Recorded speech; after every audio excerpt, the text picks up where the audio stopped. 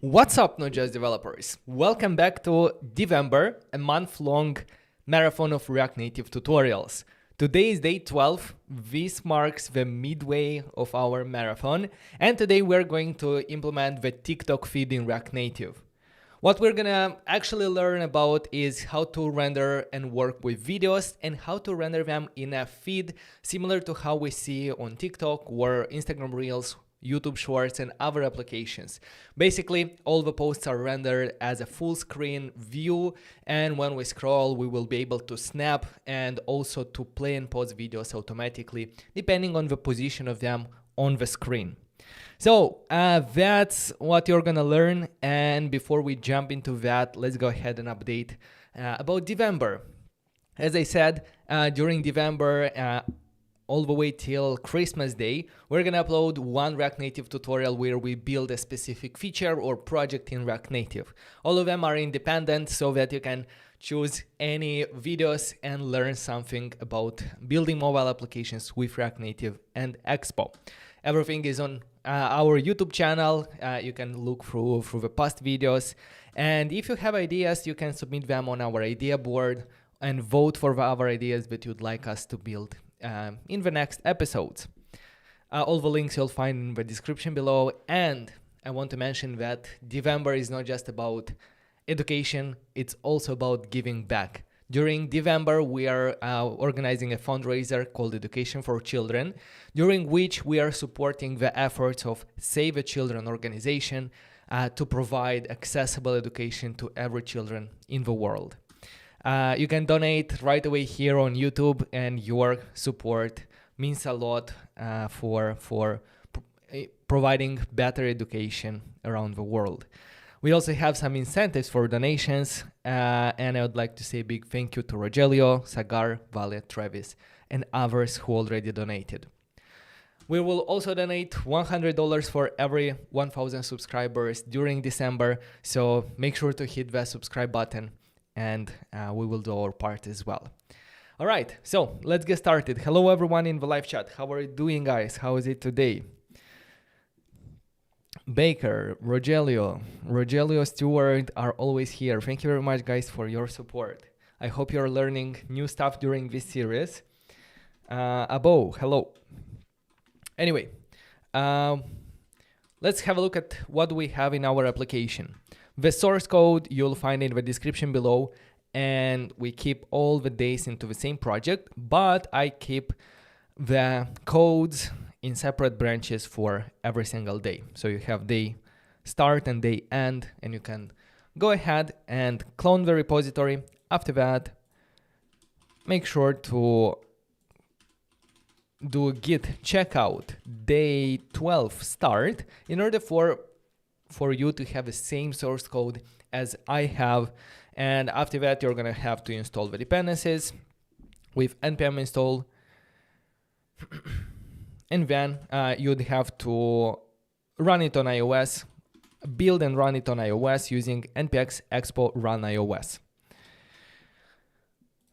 So after you do that, this is the application that we have at the moment with 12 projects, with 11 projects already implemented. Yesterday we worked with a camera, but for example, I know in day 8 we had the weather application that is fetching data from an actual API, and we display the data. So yeah, there are a lot of interesting projects that you can check out through these days. But today we're going to focus on our day 12 and the TikTok feed. Let's go ahead and set up the structure for today. And because we are using Expo router to set the folder for day 12 and all the screens that we're going to need is all we have to do is simply create this day 12 folder and bring the index from a previous day and update only the description here.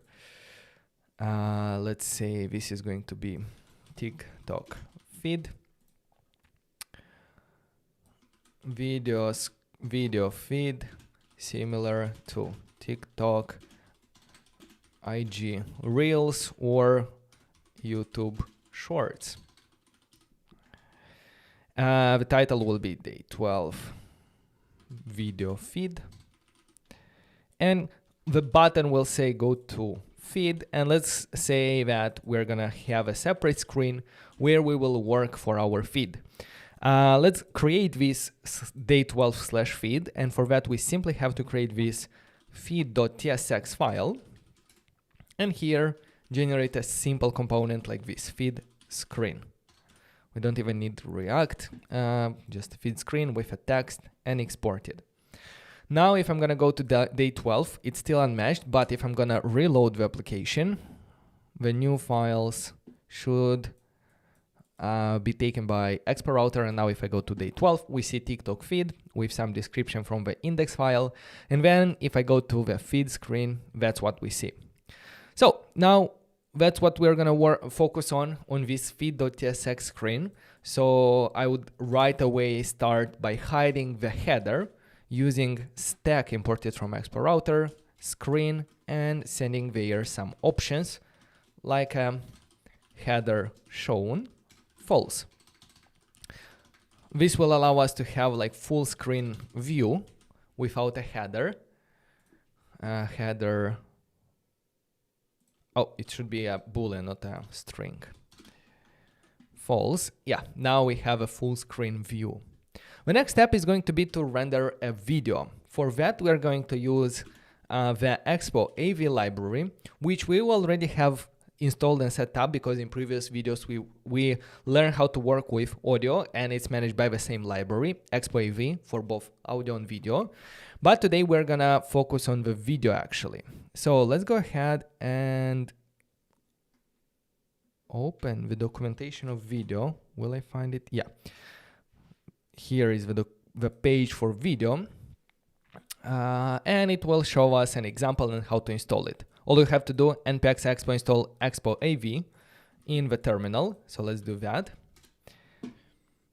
If it's the first time you install it, if you are integrating this tutorial in a different application, you'd have to, and if you have like the development client, you'd have to rebuild the application. If you're using Expo Go, or if you follow together with us, then you won't need that because we already had the Expo AV installed and set up. Okay, so let's have a look at an example of how to use this component.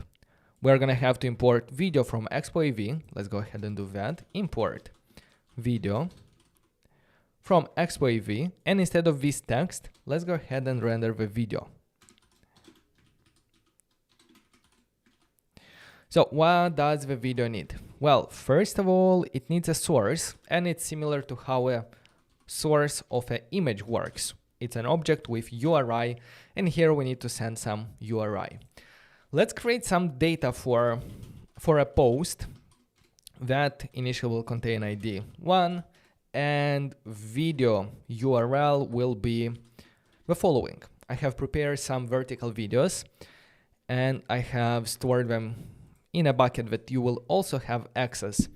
I'm not gonna delete them. So yeah, try to copy the same URL, https notjust.dev-dummy.s3.us east2 amazon.com/vertical-videos/2 mp4. And here there are videos from 1 all the way till 5. But 2 mp4 I think is the smallest one, and is gonna take a little bit less time to load. So now when we render the video, let's go ahead and do post.video to take the data from this variable above. Anyway, we won't see much because most probably we will have to give some styles for this video. Let's go ahead and for the style, I can go ahead and say I want it to be stylesheet. Let's import stylesheet. And because I want this video to fill the whole screen, I'm gonna start by doing it absolute position. And there is a shortcut in stylesheet for absolute position. So we can say stylesheet.absolute fill. That should expand on the whole screen. And maybe this view will also need a flex 1 to expand on the whole screen. Yes. Okay, that's good. Let's see if this view is full screen or not by using a background color red. If everything is going to be red, yes, that means that our view is actually full screen and the video itself is not expanding to fill the whole screen. The video itself, like if I'm going to add additional styles here by destructuring style sheet, or maybe by actually putting them into an array of styles, that would look better. And if I add here background color blue, you're gonna see that actually the video component is full screen. The video itself is smaller, and we can adjust how do we want to resize it. So we can pass to the video a resize mode, and here there is a constant a resize mode enumeration that we can import from Expo AV and simply access here a resize mode that we need. If it's contain, that will say that the whole image should be contained and visible on the screen. If it's cover, it means that the video should expand to cover the component, the sizes of a component. And this way we can have and we can achieve this look of a full screen video. Even though we lose some pixels in the video itself, we are not going to see everything. These margins on the left and the right will be outside the screen dimensions if we put cover, but at least it will have this effect of full screen. Now we don't need any background color blue here, and here we have a video. Now the video can have to interact with the video. It's either we will have to set up our own controls, or we can say how is it called? Use native controls. If I send use native controls, then the video will contain controls for native controls of handling the video, like pausing it, playing it, moving it around, setting mute and mute, making it full screen, exiting full screen, and so on. So as you can see, just by using this use native controls, you get a lot of controls by default without having to do a lot. However, the problem is that in our situation, the controls in a social media application, especially a short form video platform, the controls are very unique. We don't need a lot of options there. We need to make it as simple as possible. Maybe with simple play and pause when we press on the middle on the video, right? So I think that we're gonna have to code all the controls ourselves, right? Probably. Let's go ahead and define another view here for our controls. Let's go ahead and define our styles below. Const style equal style sheet dot create. We're gonna have like a container. We're gonna have content, and I think the content is going to be the style of the thing that we will display on top. Anyway, let's move some of the styles that we already have. For example, this container. And for the video, we can also move it to style.video. Let's do video here. And as you remember, the video had the properties of style sheet dot absolute fill. So we are going to simply destructure it here. It doesn't want to do that. Maybe I can put it in an array without object and like this. Will that work?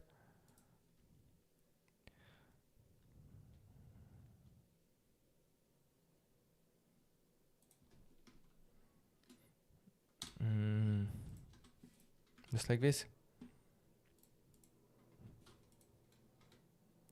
What you don't like here? Video.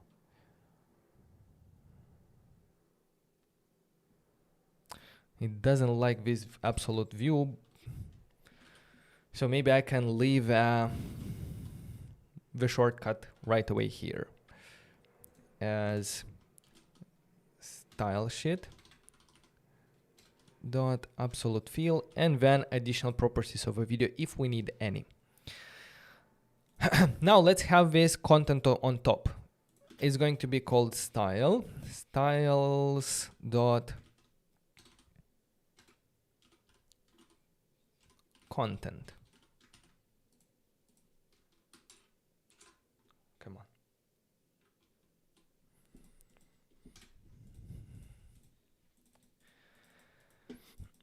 Not styles, it's styles. And here we should also call it styles. Not a big difference, but it's the convention, like that's how we do it. So styles.content. Let flex 1, it's going to expand on the whole screen. And we're going to see that by if I completely darken it out. So this content view sits on top of our video and will contain the overlay content that we want to display on the video itself. So yeah, that's why we have it like this. We don't need the background now. I just wanted to show you the sizes of this content, because later we can have here, let's see what do we need there on the content. Well, first of all, when I press on the whole screen, right, I will want to play and pause the video. Before that, maybe I should do some to continue with this content idea and to render something inside here, maybe like a description. So let me first check TikTok UI to see which part of that UI we're gonna pick.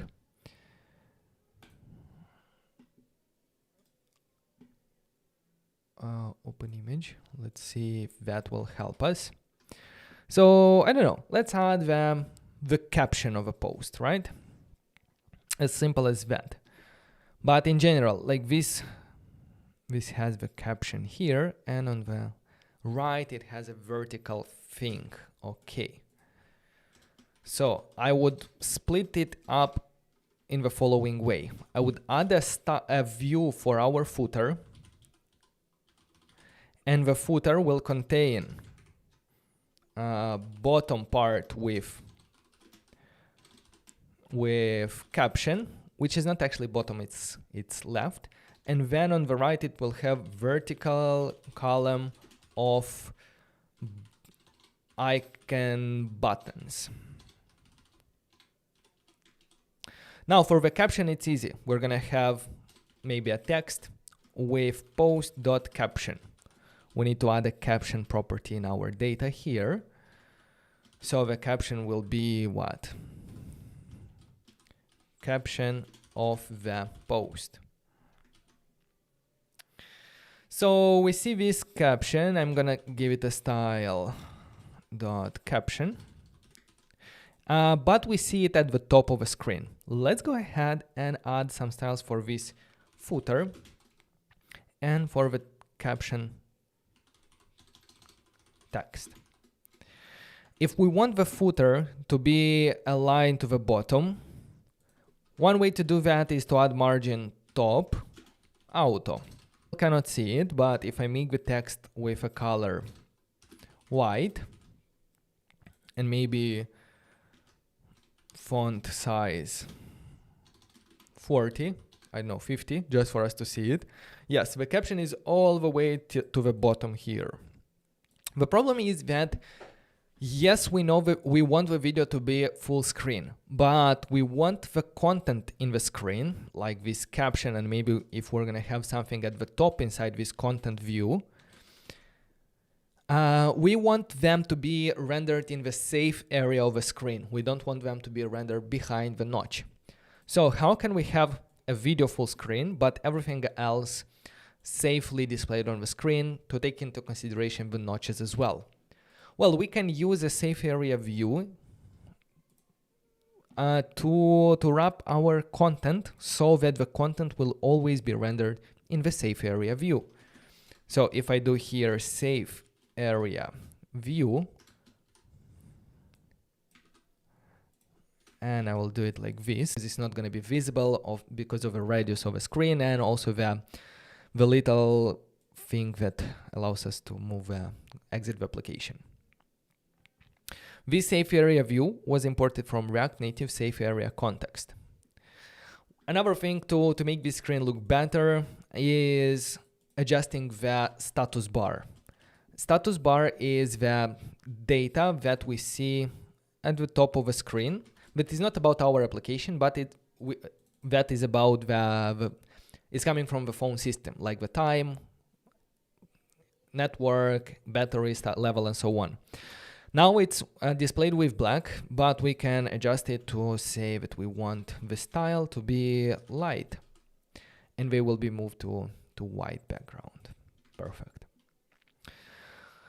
Okay, back to our captions and content and so on. As we can see, now the content is nicely rendered inside the safe area view. But the problem is that if I will add the background color now to the content, we're gonna see that it's only here.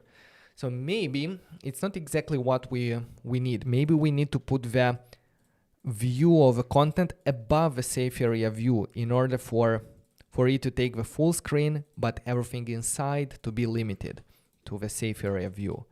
If I change the places, yeah, now the background that we apply here, the overlay on the content, is going to be full screen, but everything inside is going to be inside the safe area view. Perfect. Yeah, now we don't need the text at the top. We only need it as part of a footer at the bottom. So the caption styles, now it's not gonna have that size, but we can change the font family to Inter. Okay, and maybe Inter semi. No. Inter. And the footer itself, let's add here some padding, like 10, to add some spacing around. Maybe the whole content should have a padding 10 instead of a footer. Yeah, let's use the whole content. Okay, so we have a caption of a post. Perfect.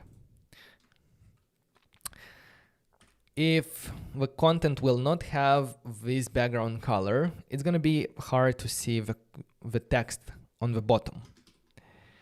I'm not sure what TikTok is doing, if they have any kind of overlays, but we can use an overlay with a linear gradient.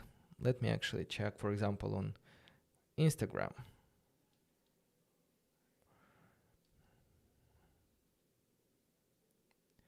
Yeah, I don't see them having any overlay, but it kind of works for them. Anyway, we're gonna see if we need to change anything. Maybe increases the caption size and so on. Now the footer, as I said, it will have this part, which is the middle, and it will have a right part which will contain the icons and so on. So let's go ahead and add this vertical column, which is going to be a view with styles.right column. And here we're going to have some icons. Let's see from vector icons. Let's import some icons there.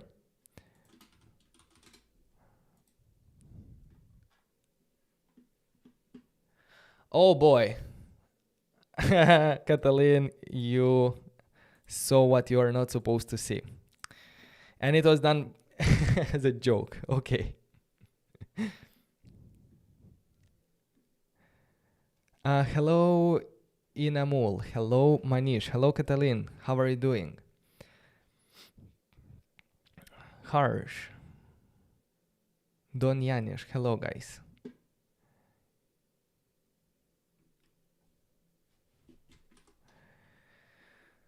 All right, so we have a right column, and there we wanted to display some icons. Which one? At least the like button.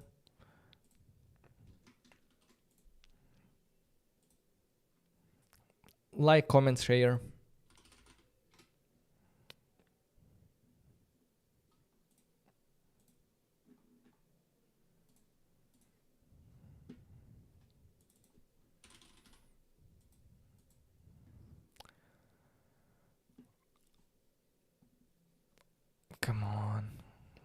find something.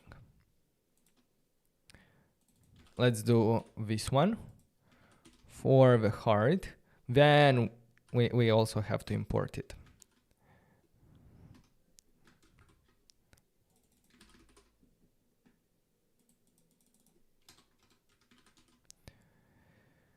And let's use some other icons as well for the comments.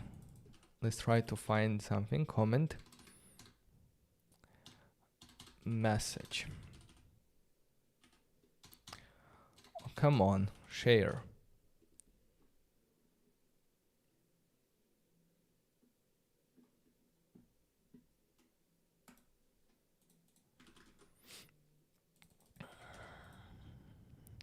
And we will have a white color.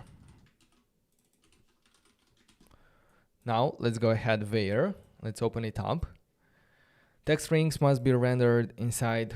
Yeah, because I have this boy here. Very easy mistake to make and very hard to find when the editor adds these texts. Anyway, we see the icons there. Maybe, yeah, they should be a bit larger in size. And I would say that, yeah, let's go ahead and add some styles for the right column. In order to put basically the caption, but actually I'm gonna put the caption into another view, because this view is going to contain everything on the left. It's gonna contain caption, maybe information about the user and so on. So let's do styles.left column. Now we have two columns, left column and right column inside the footer.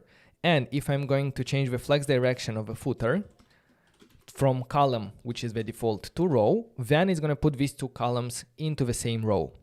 Now, if the first column, which is the left column, if I'm going to say that the left column should take all the available space by specifying flex 1, it will move the right column to the right. So I can add here a background color red, and we can see that it was pushed to the right.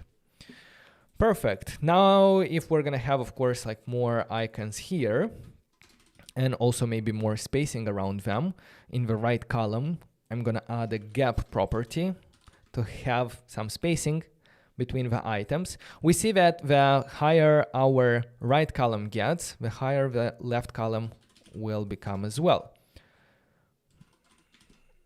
What we should do is in the footer, let's align items flex end, and this will move, this will align the items at the end of the axis. So now our left column is aligned to the bottom. So no matter how high the right column will be, the bottom one will stay like this. And yes, now we have this structure of the TikTok video feed of what things do we have at the top. With this structure, you can add more things inside your left column, like the information about the user with a different text, maybe his avatar, and so on. But I'm gonna keep it simple for now. Maybe increase a bit. Maybe that's too much, but yeah.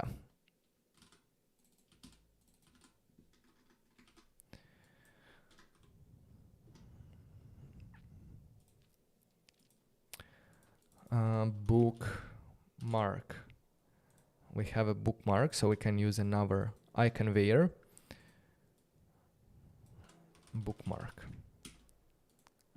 Okay, let me now remove the red and blue, but I use them just for us to understand how the layout is created. Now we can remove them, and it will look like this.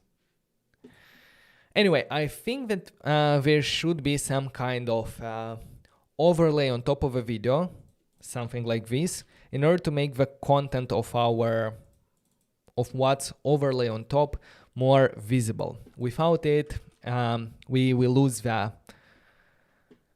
visibility of the text and the icons. I don't want to have it as a full background color. I want to have it as a linear gradient. And for that, we actually have already installed a library called linear gradient, expo linear gradient, and we actually have already used it in our application. So I can be lazy and just look at in the Tinder card how we rendered a linear gradient with the same purpose. So I had it like this. Let's copy it in our feed. And let's render it as the first child of our content. We need to import the linear gradient. From the content itself, we will remove a background color because it's going to be handled by the linear gradient. And the linear gradient is supposed to go from transparent to a darker color at the bottom. And it should also have this overlay. Overlay. What did we do with the styles of an overlay? I think we set it to be half the screen size in order for the gradient to start from the middle. So if I look at the overlay styles, indeed we have top 50. Top 50. And now it will make the overlay start from the middle. I can show you that with a background color red. Yes, it starts from the middle. And it has linear gradient from transparent to 80% opacity dark or black color. So now everything on the bottom is much more visible having this overlay. Perfect. Now let's go ahead and continue the tutorial because we started everything with the idea that we wanted to control the video. We want to play and pause the video when we press on our screen. What we can do is we can probably simply transform our content view, which is on the full screen on top of a video. We will make it a pressable, and on press, let's say, on press. Let's define this function and see what do we want to do there.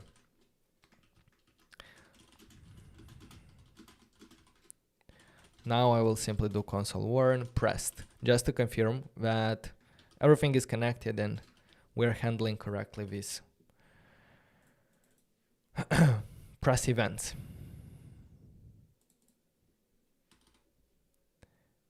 What's happening there? The closing tag of pressable was not updated correctly. Now, if I go to 12, I go to the feed, and if I press on this video, we see that the console log pressed. Now, what we actually want to do is to pause and play the video, right? Let's go ahead back in the documentation of Expo AV. And in order to interact with the video, we will need a reference to that video. So let's go ahead and assign or define a reference to the video. Video, we are going to use the useRef hook. It's going to be of type video, and initially it's going to be null. This video type was imported from Expo AV, so now it knows that it should be attached to the reference of an actual video component. Now, having access or reference to this video component, we can control it. What we can do is, first of all, here we're going to check if we didn't mount the component yet, the video reference will be null. So video.current will be null, and I'm going to stop here. Otherwise, when we press on the screen, let's try to do video.current.playAsync. And if I press now, the video should start playing. I can press again, but it will still try to play it again, but the video is playing. What we need to do is we need to pause the video. So if it's already playing, we want to pause it. For that, we can either keep, like the first idea would be to keep track of the current state, whether it's playing or pausing ourselves using a state variable. But that would not be right because the video itself should be the single source of truth whether the video is playing or not. So we need to listen to updates from the video to know if a video started playing or not. That would be much more correct. So what we are going to do, we're going to have this on playback status update. So let's add the on playback status update, which is a callback function that will be called by the video component every time the status of a video changes. That status will also contain information about if the video is playing or not, if the video has been loaded or not, and so on. So let's store that status in state, not state, but status, and set status. It's going to be use state, initially probably null, or maybe even undefined, but the type of this state is going to be, we can check that by hovering over this status, and we see that this is an AV playback status. That's the type, AV playback status. Let's import it from Expo AV as well. And now we are calling set status with a newly updated status. I'm not sure what's the benefit of having it like this, because I can simplify it a lot. This works, but first of all, a setter can have both a callback function and a value directly. We need the callback function when we have to update the previous state, but when we override something, we can pass there the data like this. And whenever we have an arrow function that takes the parameter and sends it to a different function by calling it, we can simply remove everything and simply send the set status function there. And the on playback status update, when it's going to call this function, it's simply going to call the set status and we'll update it there. So it's much simpler. Now what we can do is we can check console log status dot. There is the status can have two states. Either it's not loaded, and in that situation it will only have this is loaded property as false. And when the is loaded property is true, in that situation the status will have a lot more information about the video. Here we see it. So yeah, every time we're gonna have to check like if it was loaded or not, and so on. Is playing will be equal to status dot is going to be is playing if the video is loaded and if the video is playing. So we can calculate this variable based on the status from our state and then use this value in our component, in our functions. For example, we can use this one here. We can check if it's playing. Then we want to do video.current.poseasing. Otherwise, I want to play the video. Now if I'm gonna go to the feed, now the video is not loaded, now it's loaded, and I can play to start the video, and I can press again to pause the video. And if I do it again, it starts, and now it pauses. And in the console log, we're gonna see what? I don't know, nothing, because we're not console logging anything. We are right away taking action and playing and pausing the video. Just like this. Thinking whether we want to show some kind of an icon that the video is paused or not. Maybe we should do that while it's paused. So we can display a play icon if a video is paused. Let's try to do that. It's going to be simple. We don't need any expo vector icons. Play. Can I find it in the icons?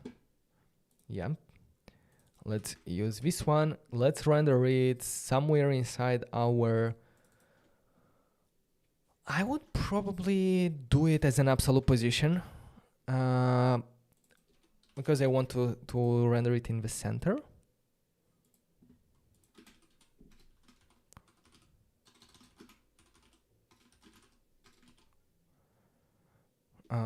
Absolute and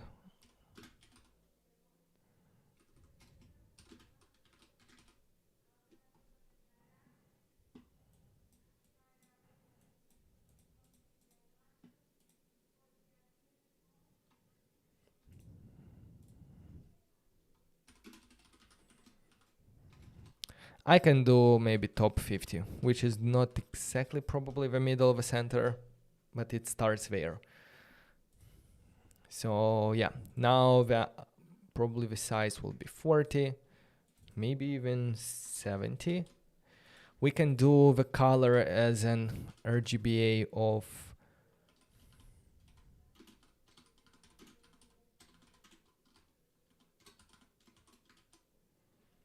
something like this, a semi-transparent icon.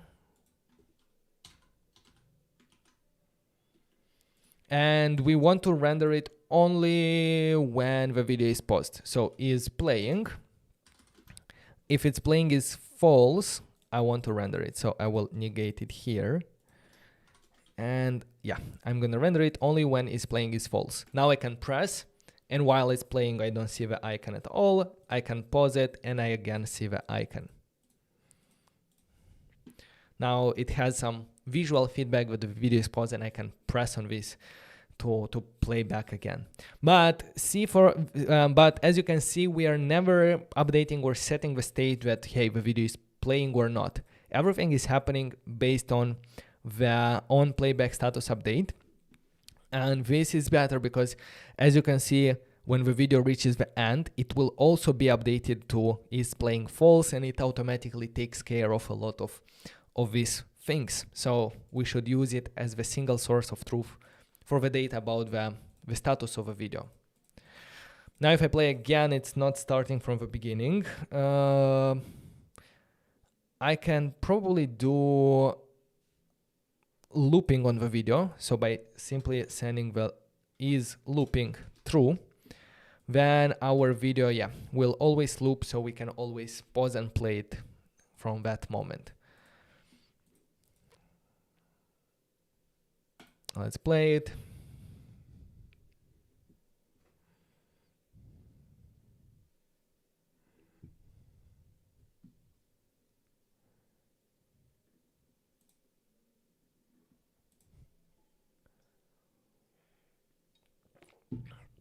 Guys, I'm gonna do it.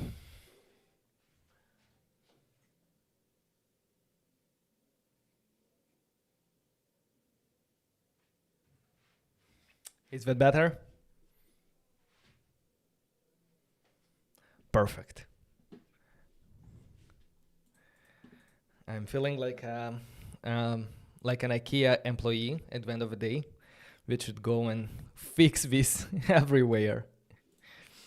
Anyway, we have our video, we have it rendered, everything is perfect. I think that the component for one post is kind of finished. We have a base, the structure of it, and the only step left is to, which is not like that simple, but is to put everything into a list so that we can scroll through different posts, and also to automatically pause and play the videos when we scroll through them.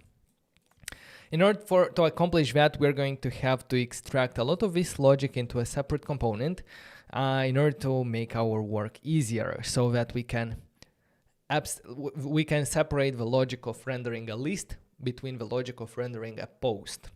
For that, let's go ahead in our components folder and create a new folder day 12. In here, let's do a new file called TikTok or video post.tsx. Let's copy everything from the feed to the video post and think what we don't need in the video post. Starting with things like we don't need a to handle anything about the stack screen, about the status bar, the container. Maybe we need. So I'm gonna leave a container here. Basically, we need everything except those. We will also not need the post itself inside our video post component, because that is going to be a property here. We can specify post. Let's rename this component from feed screen to video post. Let's also add the type for video post, which will define what properties we will have. So we will have one post that will contain ID. It will also contain video URL of type string and a caption of type string. Let's go ahead and instead of defining it here, the types, I'm gonna use video post. Okay, that's good. That's good. And in the default, we're going to export video post. Perfect. Back, at the top, we don't need to import the status bar and the stack. We can clean it a bit here. And back in our feed, as you can imagine, we're gonna delete everything from the video below. We're gonna leave a container and these two lines, but the video, we need to delete it. And the pressable, which is this content and which ends almost at the end of a component, we're also going to delete and only have these things. From the styles, I'm gonna leave a container and delete everything else because it's already moved to the video post. Inside this, we will not need any kind of status, any kind of reference to the video. That's gonna be handled on the video post level. So now our feed is cleaner and it will allow us to focus on rendering that flat list. Now we don't see anything, but we can use that currently the recently built component called video post, imported from components day12 video post. And there we're going to send the data that we want to render post. Just like this, we have a video here. If I change what video to actually render, it's going to be changed automatically. This way, it's much easier to render a post. We only have to render one custom component. All right, now the next step is going to be to render a list of posts. So instead of having one post, we're gonna have an array of multiple posts. To make our application still work, let's simply send the first one to our component, and it should be called posts. And let's go ahead and copy this one 4 more times because we're gonna have 5 posts. This one is the second. It's going to have, let's do 2 video 2, ID 1 video 1, then 3, 4, and 5. I added the second one as the first post because it's the smallest video and it will load a bit faster. Now for the captions, you can change anything here. I don't know.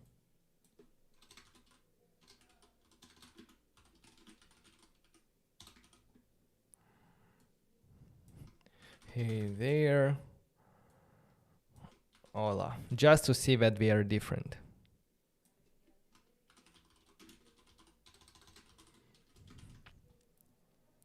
Okay, so we have data. We have data about 5 posts. Now, instead of rendering one post here, we want to render a list of them.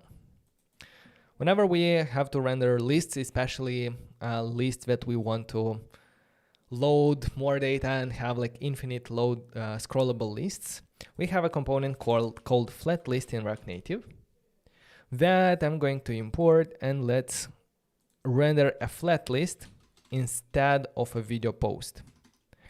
We want a list of video posts. A flat list needs 2 properties: data, which expects to be an array, And our array of data we define here as posts. Now, flatlist will call the render item function for every single post in this array, and it will give us also the item that is currently rendering, and we should return back what do we want to render on the screen for every single item in the post.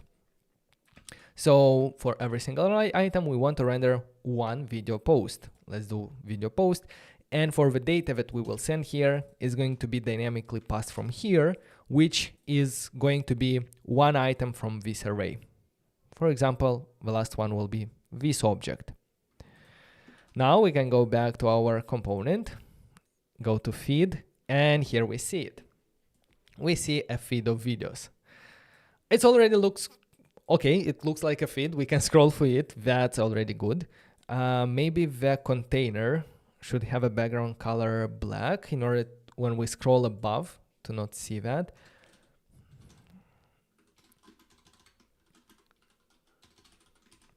Now if I will scroll all the way down, it's going to be black background, perfect.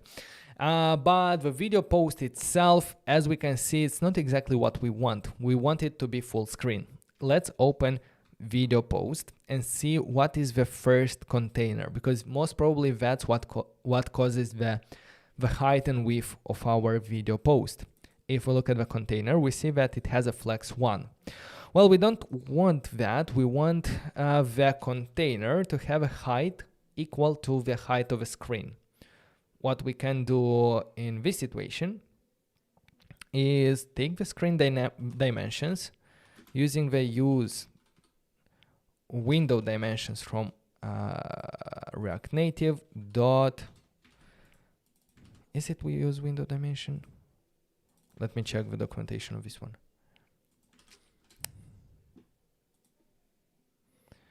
Yeah, it returns height and width, so we can destructure from here the height of the screen, and we're gonna use the height to specify the size of our container. So height,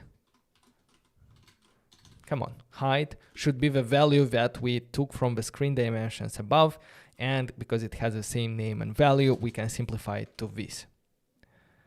And we're not gonna need the flex 1.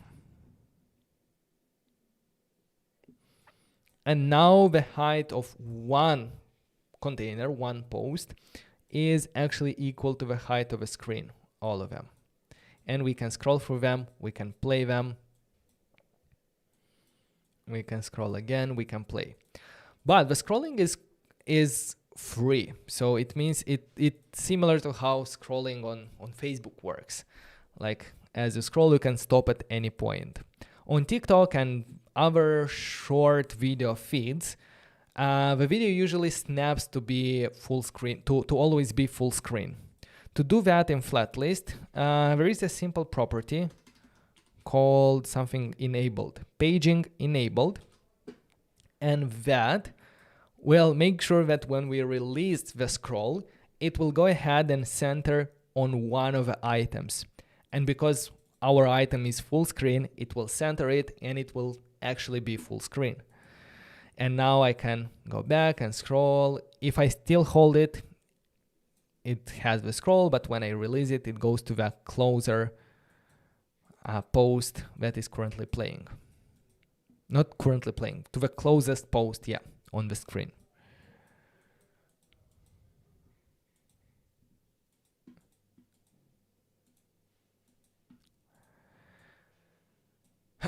Nice, but at this moment we are manually playing the videos, and as you can see, if I play two of them, both of them are actually playing. You don't want that. You want to somehow automatically handle what video is currently playing and actually only allow one video to play at a time. So for that, in the component of a feed, we will have to store a value to what video should currently play. Video playing, where active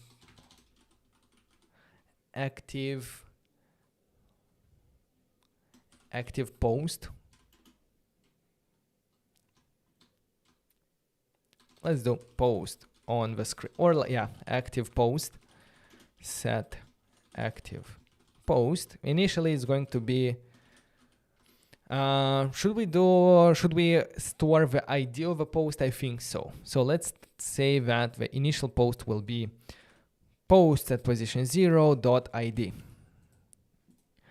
Now let's send this active post information to the video post as active post, maybe active post ID.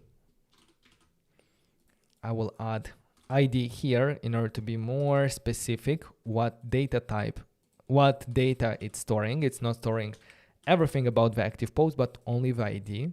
And in the video post, we're gonna receive this active post ID as string. Let's destructure it here, and let's make sure that if the active post ID is different than this post, then we don't want to allow the video to be played at all. That means that the video is not at all on the screen. So let's listen, or let's create an effect based on the value of the active post ID.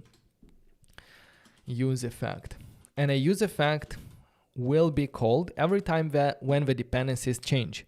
So we need to listen when to react to active post ID changes. Now we should check if active post.id is different than video, not video, but then post.id. We need to stop or to pause the video. Video.current pause async.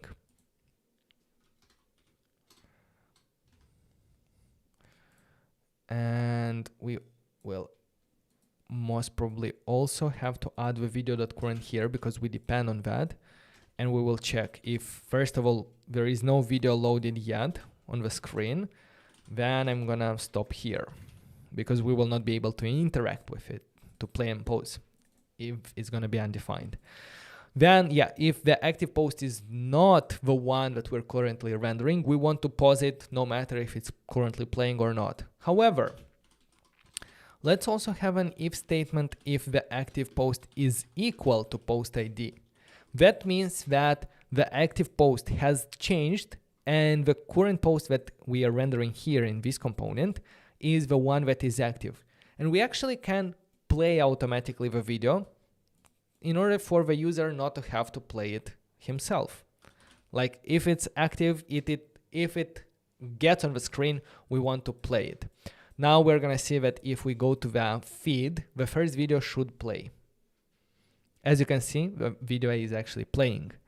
Now nothing will change because I'm gonna go to the next one, but we never update in our feed, we never update the active post ID.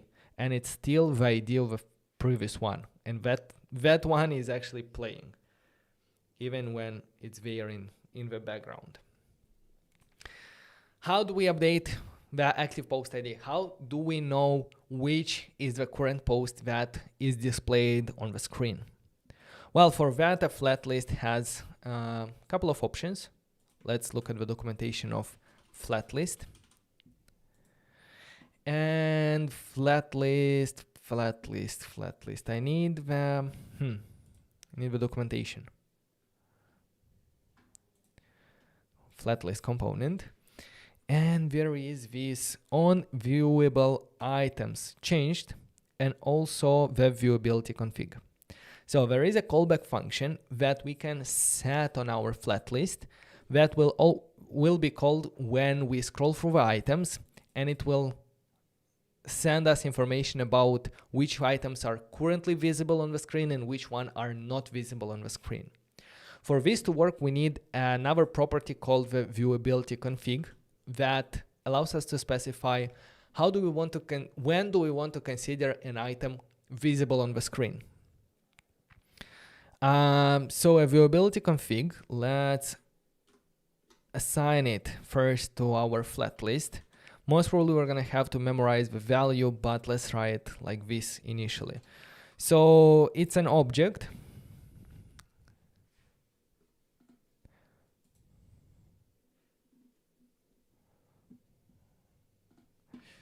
it's an object that has minimum view time. It has view area coverage percentage and item visible percentage. Yeah, it has two properties that we can work with to specify when an item is visible. The item visible percentage threshold is specifying how much of an item should be visible on the screen in order for it to be considered visible. For example, when I am... Let me explain what that means. I think with a full screen it's going to be a bit confusing, but if we're talking about the item visible percentage, and if we set it to be 50%, then the next item, as we start scrolling, now it's probably at 10% visible on the screen. Now I would say that it's 50% visible on the screen, because 50% of the item is on the screen. The other way to calculate this is using the area coverage percentage. And this is how much of the visible area, like full screen, is the item taking. Yeah, how much area of the full screen is the item taken. And yeah, in this situation for us, like they are both like full screen, so both of them will work probably the same. But when you have like smaller items, it depends. I think in most of the situation we would need the item visible percentage. So we can say that it should be a number, item visible percentage. Let's say 50%, or yeah, 50%, the item should already be considered visible. There is also minimum view time, like how much the item should be on the screen to be considered visible. Because if there are situations where we scroll very fast, we don't want to call the visible function every time. In that situation, you can add some minimum view time.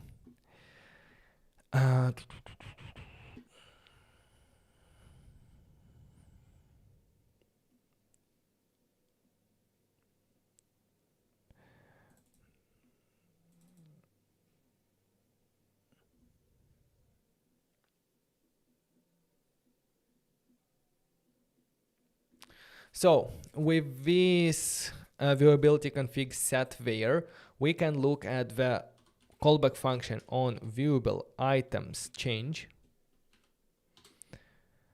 On viewable items changed. And this is going to be a callback function that will receive some properties, the changed and the viewable items. Let's go ahead and define it initially as a function, then we're gonna optimize it.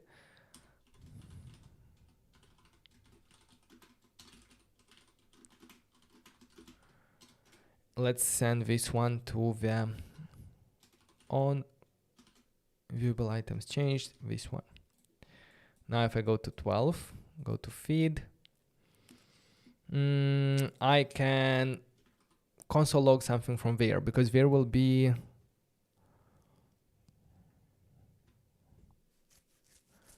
callback. I think we will be able to change, to take here the changed and the viewable items.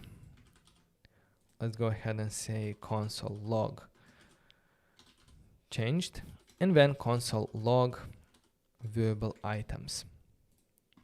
Now, if I go to 12 and open the logs, and if I start, yeah, I already see something.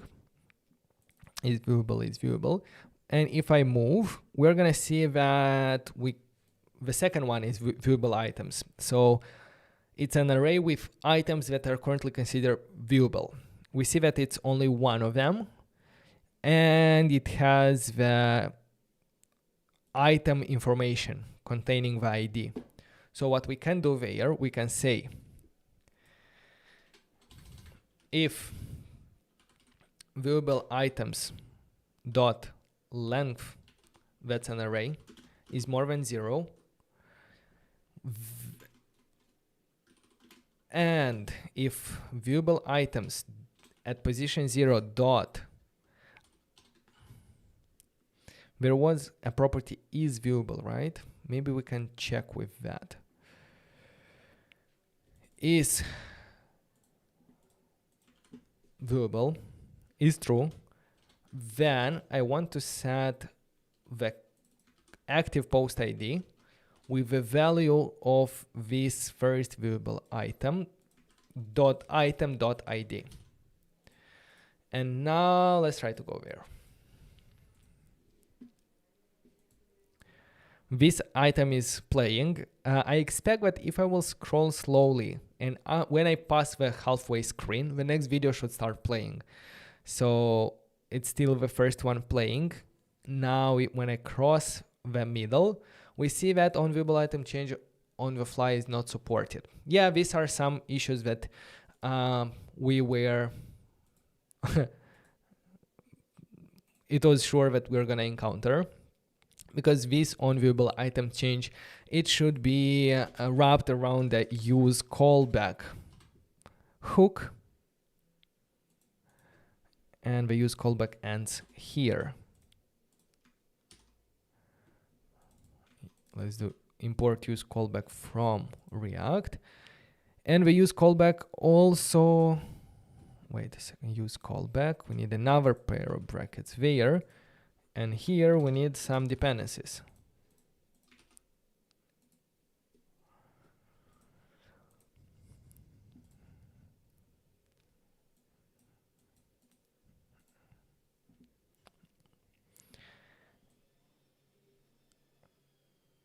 And as you can see, after I pass the midway, the next video started playing, and the first one is actually paused. If I go back a bit, the first one continues playing and the second one is paused.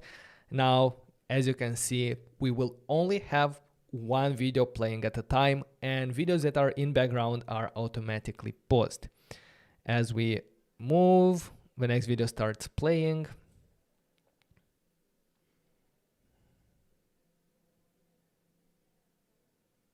It's always one. Perfect. That's exactly what we wanted to do.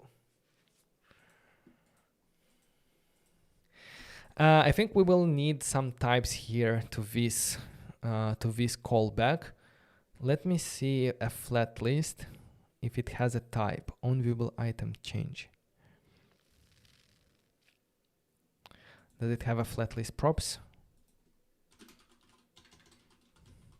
Flat list props, and I can access the property, the type of a property, use callback. Can it have here a type? Or maybe I would flat list props of type on.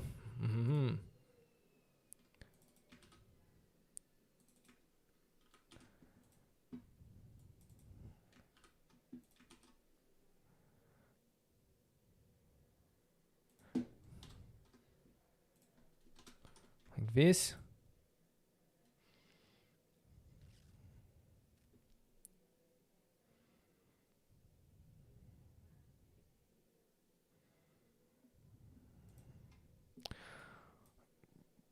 Probably it's not here.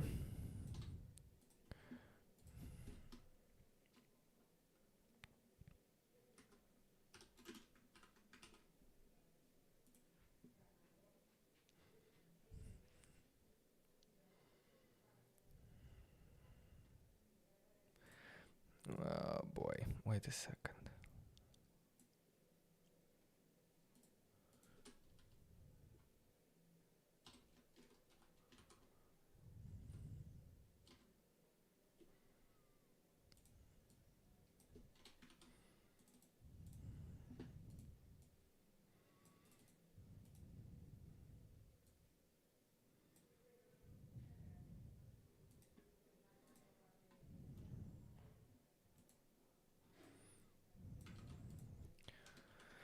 What's this type?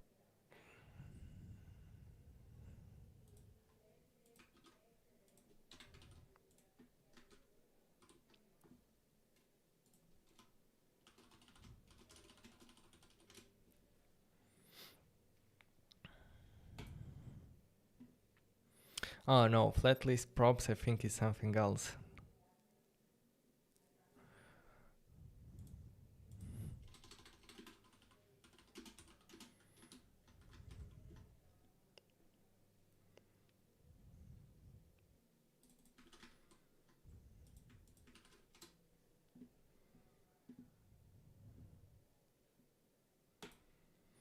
I need the type.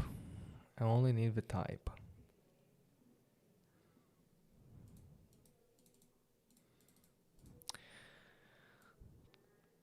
Well, it's gonna be this probably, right?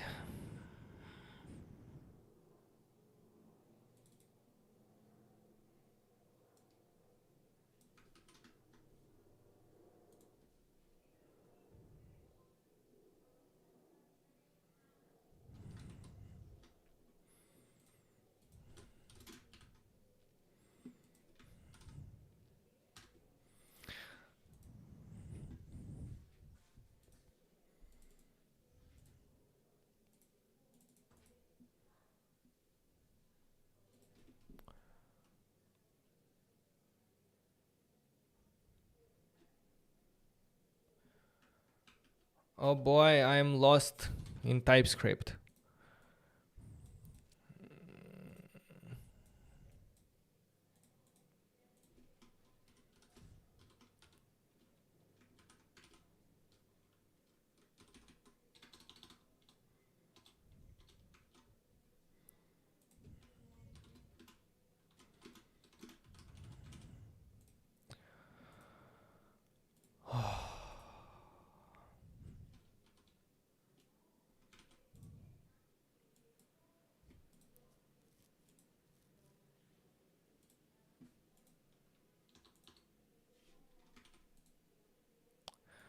All right, guys. 12 during the 12th day, my brain is not properly working for defining the types on these changed and viewable items.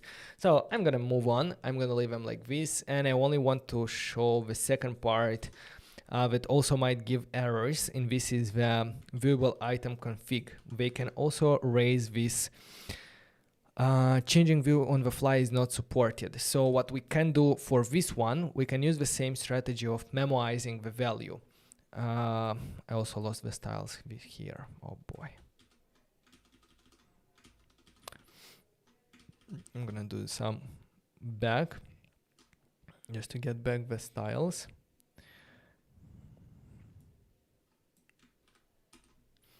As I was saying, this on viewable items change can also raise issues.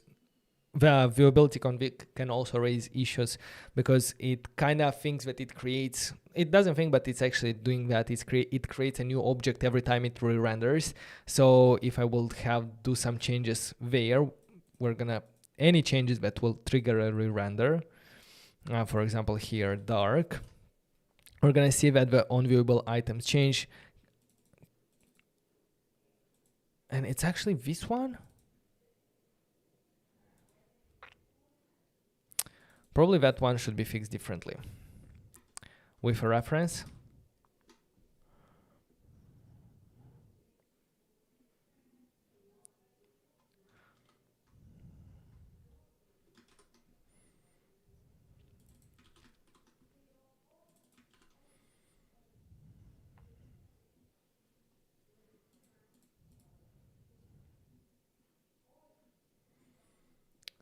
I would fix this with a reference in order to avoid changing it at all.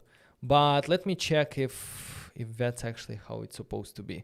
I'm gonna go ahead and have a look at this error.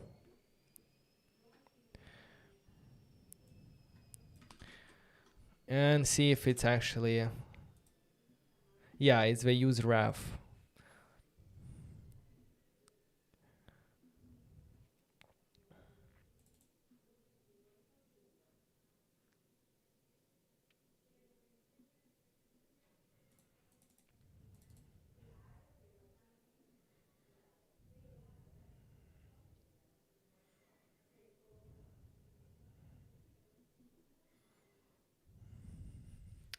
Yeah, there is also a way to send to the property, instead of sending two separate properties to the flat list, the viewability config and the viewable item change, we can send them as a pair together to a property called on, or yeah, the viewable pair,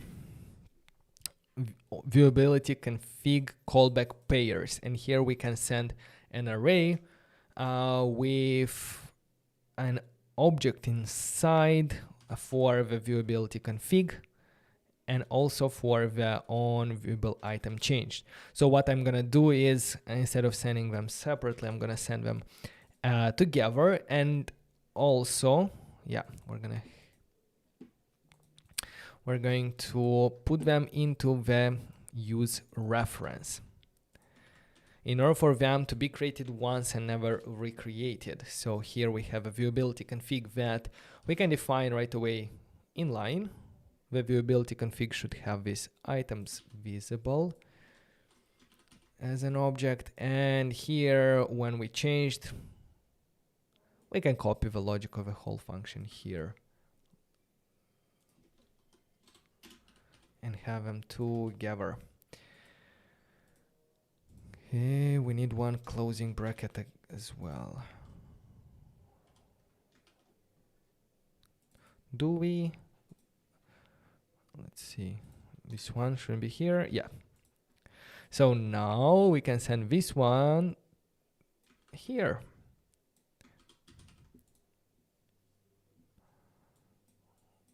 It's not gonna work. Oh, dot current, because it's a reference, so we need to access the dot current, and this reference will never be changed, and it will solve that issue that we had.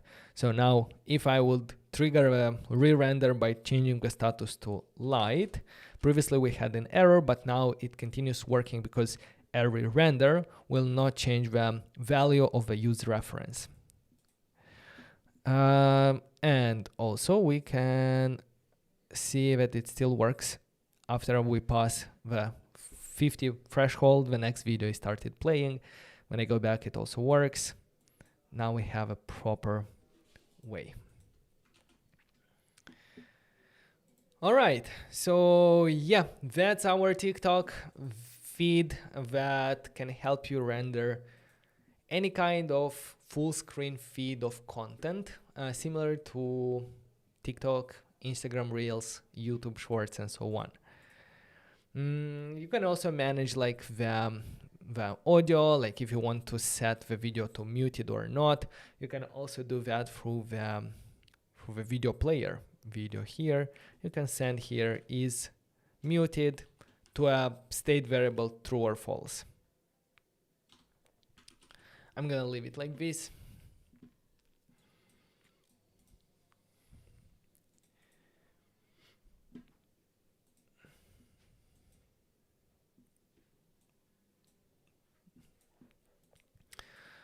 On the flat list of a feed, we can go ahead and hide the scroll indicator. It's visible here on the left, and usually with this kind of infinite feeds, we do not show the scroll indicator to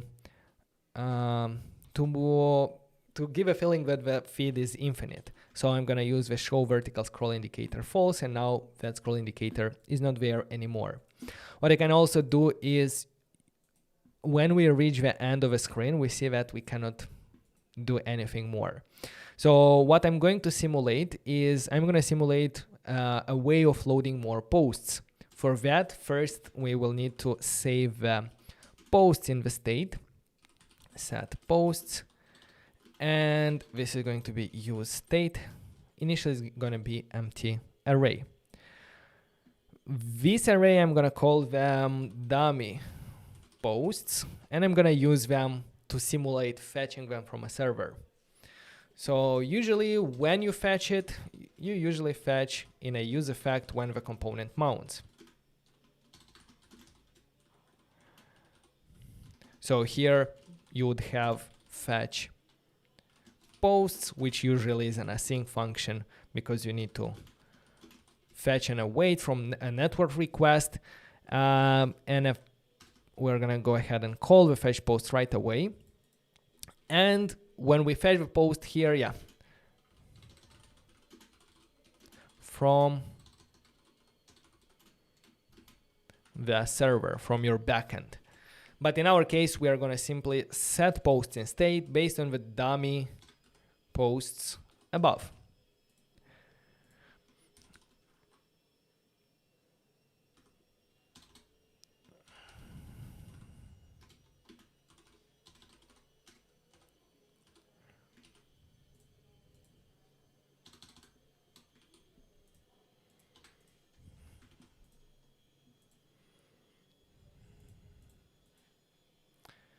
And here it should also be dummy poster position 0 ID. Okay.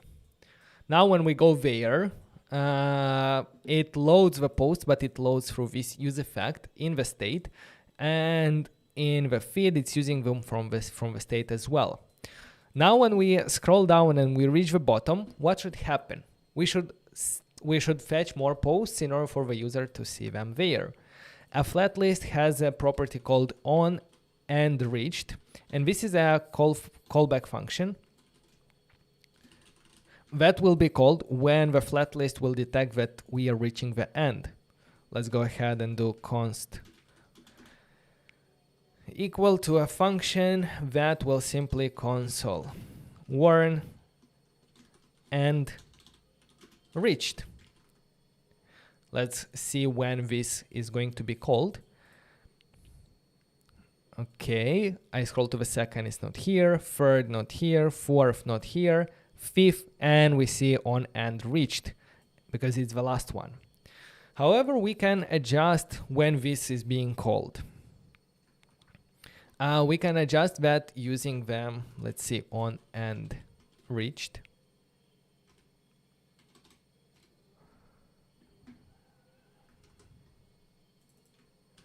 It's not in this documentation. Probably it's in the scroll view indication documentation, because a flat list is an extension of scroll view, but it's not even in the scroll view.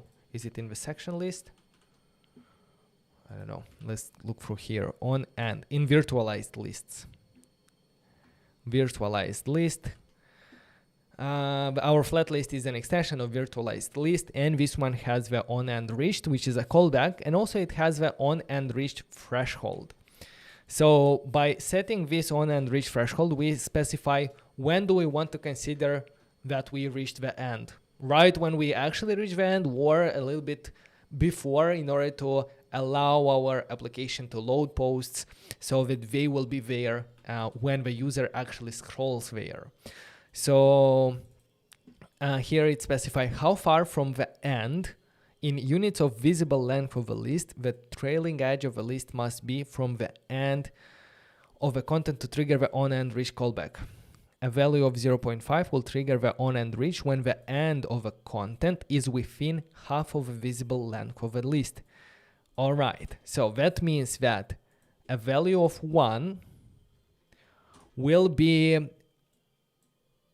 we will say that if only, because our posts are full screen, it's really easy to explain and to understand with this on and reached. That is similar to saying if there is only one post below the current one, then we should call on and reached. If we say that the end should be considered only when there is 3 posts below, in that situation the function will be called much sooner. If I go to the 12, on the first one it's not called, but on the second one it's already called, because when we are on the second one, there are only 3 more posts here. 1, 2, and 3, and that's it. So in fact, these are not how many posts do we want to have below, but how much length of a flat list in terms of screen sizes do we have below. So imagine that below, if we have imagine a long list, and we simply calculate how many times we can fit the whole screen there. And because our post is full screen, it's easy to think about this threshold as how many posts do we want to have below in order to call the onEndReached. So if we call this onEndReached, usually you would do fetch more posts from database. What I'm going to do is I'm going to simply do set posts. I'm going to take current posts, and I'm going to assign to the end of the current posts the dummy posts once again. Just simply adding them once again in the list. And if I'm going to refresh and go to 12, we're going to see that I start scrolling, scroll, and now we have an infinite long list, because as soon as we reach the end, this function will fetch and add more posts, and we can scroll back up. And we are at the top. It appears that we have, because we are duplicating the same post over and over again, it will have the same ID and it logs this issue. When fetching more posts from the database, usually you will deduplicate the list in order not to have repeating posts. So you won't have this problem. But here what we can do is we can define a key extractor function that will specify what is going to be the unique key of the item. We can take the item and the index, and we can group them together into item.id / index. And this way, all the keys will be unique. ID,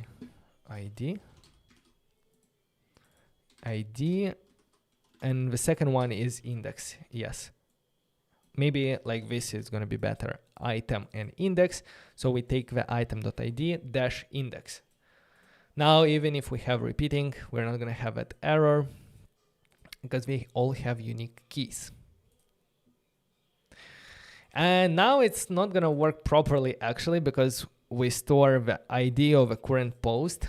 So when we get here, in fact, all the videos with this ID will play. So it's a bit dumb actually.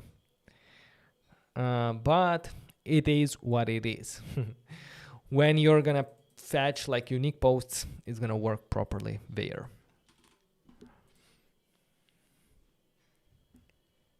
Learned a lot of things about flat list. Yes, exactly. Flat list is really simple to get started and render a list because it only needs two properties, the data and render item.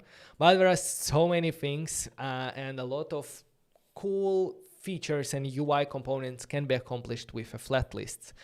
Even like a image carousel can be accomplished with a flat list by having this paging enabled. Because the paging enable is what makes the content stick to the center. Without it, we are free to scroll as we want. We can even do fast scrolls like this. So yeah, go ahead and play with it, see what else is possible. Maybe look through the documentation of a flat list, of a virtualized list, because it's a very, very powerful component in React Native. Anyway, this is everything I wanted to show you today. It's the Twitter feed. So yeah, I hope you enjoyed this one. Today was day 12 of DEVember, a month-long marathon of React Native tutorials. And this is the middle of our marathon. Can't believe that already 12 days passed, and also excited for the next ones. We already have a lot of ideas collected from the idea board and other interesting projects that I would like to get into. So we have a lot more projects planned for the next days. So if you are new here, make sure to subscribe to the channel. That helps us a lot. Maybe share this video with your friends and colleagues that are currently learning React Native. This can be helpful for them. In 1 hour, they can learn a lot about the flat list. And if you're gonna refer them a good resource they will remember you as a good person. So yeah, this is building karma out there. Okay, guys, if there are no questions,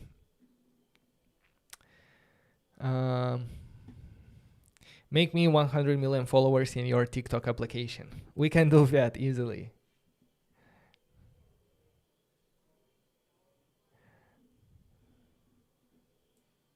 Just went from working with React Native from React working for a client, and to be honest, I prefer web dev 100%. To be honest, when I go to web development, it's a bit weird for me. I don't know. In React Native, styling looks a bit similar to CSS, but when you use them at the same time, like it's completely different. It works differently. And maybe because I have already so much experience with React Native, I feel it more intuitive of how like even the Flexbox works in React Native. So yeah, for me, it's the other way around. But I believe it's about like where do you have more experience. Currently, I'm actually working on a side project for which is a web application. And actually, this is a secret, and I was debating whether to talk about this yet or not, because it's not ready yet, and I have a lot of plans for this project.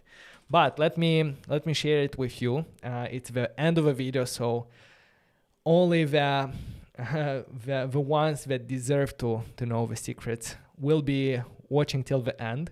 So here it is. It's the upfront dev. It's going to be an application that will help you build landing pages for your mobile applications really, really easy, like in minutes. All you have to do is provide some information like title, description, and a screenshot, and you're going to have a landing page for your application so that you can start growing your user base or collecting emails for people that show interest in the application that you want to build. And yeah, you can already go ahead and join the waitlist. I'm looking for people who will start testing the application. There are still some rough edges that I'm working on, and with everything that we're doing at notJust.Dev, it's quite impossible. But yeah, during weekends, that's my fun project that I'm spending a lot of time for. So yeah, go ahead, request access. It's a project that is going to help you build landing pages, also host privacy and terms of service. This is some pages that you need to have somewhere hosted on the web through a URL before you submit your application to the stores. And you will also be able to build a waitlist. I already have set up my page here at Femify. This is the page. It also has like privacy policy, which you can add it using Markdown, terms of service, and as you can see, you already get a URL that you can share on social media and so on. So yeah, if you're interested, if you are building application, even if the application is not yet published, you can already set up the landing page for it. And when talking about your application, when marketing it out there, you can use this URL. You'll be able to collect emails from people that are interested. And yeah, if this is something for you, make sure to join the waitlist. And I'd be happy to start testing this project with some developers. Looks cool. Whoa, that's amazing. Thank you very much. It's still very rough. Like, I haven't focused a lot on the design. I want to build like different templates that you can choose from to showcase your application. Okay. Yeah, with that being said, guys, this is DEVember, and we're doing live React Native tutorials every day. I'm going to see you tomorrow with a new project, and make sure to subscribe to the channel not to miss them in the future. All right, guys. Bye-bye. Have a nice day ahead.